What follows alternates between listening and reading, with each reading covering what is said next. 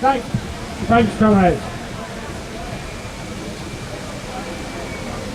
I think that people should be absolutely clear and absolutely delighted that the vote in Parliament yesterday was a victory for the Stop the War Coalition. It's a victory for everybody that over the last 12 years has attended, even if you've only attended one demonstration in the last decade.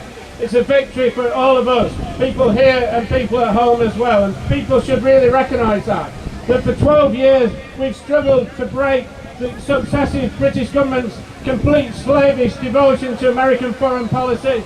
We have fought to stop British military adventures abroad. We've seen one after another, and yesterday a line was drawn in the sand and we began to break the Western axis of evil. And that is the achievement of the British people from all different backgrounds, nationalities, religions and races that have stood doggedly for 12 years against war and imperialism in the Middle East and everywhere else, and we should salute ourselves for that.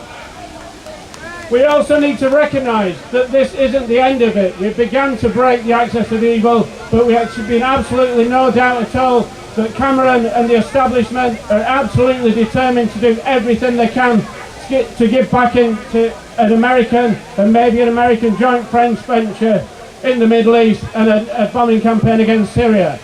We should demand that not only is there no British military, direct British military involvement in Syria, all military involvement, any sort of support at all for any attack, whether it's the use of bases, use of roads or anything, or aircraft or airspace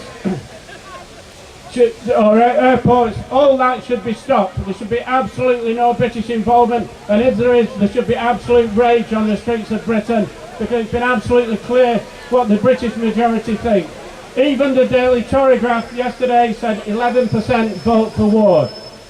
89% of British people do not support an adventure in Syria. People have had enough after Iraq and Afghanistan and seen what terrible mess those places still are 10 years later, after the promise of freedom and democracy, absolutely devastated by Western bombs and now racked by sectarian division. We should say that enough is enough. There is always a clamour after an atrocity, and always new willing recruits to the Mile High Club and the B-52 bombers. We should be absolutely clear that the future of the people of North Africa and the Middle East should be in the hands of the people on the ground. The solution, freedom and democracy, will not come from the sky. It will become by people on the ground in Syria and elsewhere fighting for it and having to fight for unity against sectarian division and against the machinations of all the foreign powers. So we would, as a trade unionist and a socialist and the chair of my trade union branch, we would call for all foreign powers out of Syria now. Whatever side they're on, you know, whether it's from Hezbollah or whether it's from Saudi or wherever, we want them all out. As the Irish Marxist James Connolly famously said, none so fit to break their chains as them that were them. The future of the Middle East should be in the hands of the people of the Middle East and nobody else. Victory to the Arab Revolution.